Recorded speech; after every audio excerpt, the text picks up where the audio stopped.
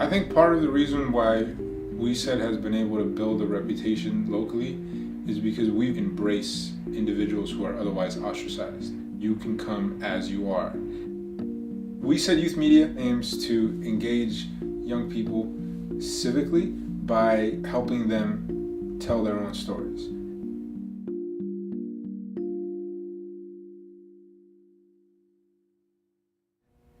In the Supreme Court, most recently, the big decision was around same-sex marriage. The intent behind the youth cohort of WeSaid is to have a wide diversity and variety of young people. They get a chance to use WeSaid as a vehicle to be able to talk about things that in other spaces they're not welcome to. Maria Hammock first came to WeSaid almost 2 years ago. I saw her as somebody that could contribute to the culture of the group immensely. She already came with a certain critical consciousness that we aim to foster. And she's also contributed some really powerful stories in the 2 issues that she's been a part of.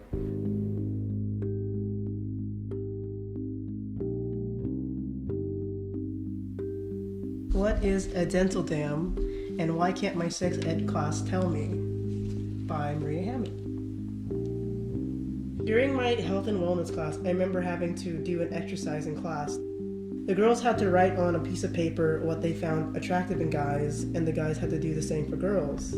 As a lesbian, I remember being extremely uncomfortable with this exercise.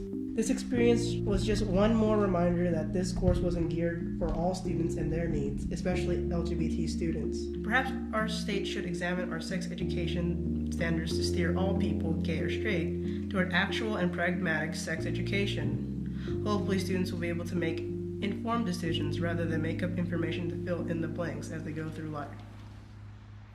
Through WeSaid, I was able to write an article about what I had always felt was an injustice to LGBT youth, especially those who were within my own community.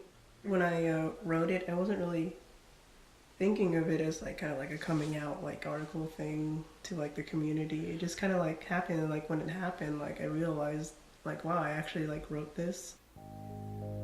Being different from the norm, and then you're nobody, then it's not gonna help you. To be respected or more respected, then you have to excel. You have to stick out and be somebody. The first article that she wrote, I was kind of like pushed back, like I'm like, why do you have to write that? But then she said that, why are you ashamed of me and all that? And I just said, no, I'm not, but why does the whole world has to know? In Maria's case, I would hope that the kind of stories that she's written for us, first off, make other folks, and especially adults, really accept the fact that we live in a community that has young queer people of color. As a future citizen, it's important to be aware of the issues that affect the community and be involved. Knowing that other people, like adults especially, read what I write, it really makes me see that I'm starting a conversation, and I think that's what's important. More adults need to listen to the experiences and the perspectives and the opinions of young people. I could see how some people would say writing my article would have been a brave move. To me, it just seemed like something that, I've always talked about it. I believe in God, and God created you in His own image and likeness. So if that's the way He created Maria, then I cannot help it. She's still my daughter. Love her so much. So whatever she is, how about that?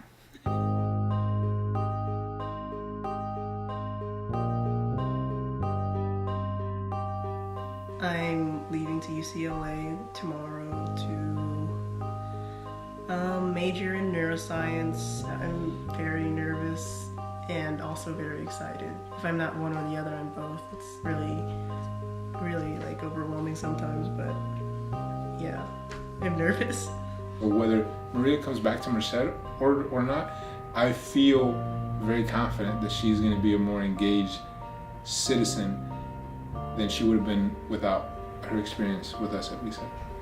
Merced has been my home for the past so many years, and I made some good memories here. Being a part of WeSaid really has helped me find my voice and also basically be aware of my community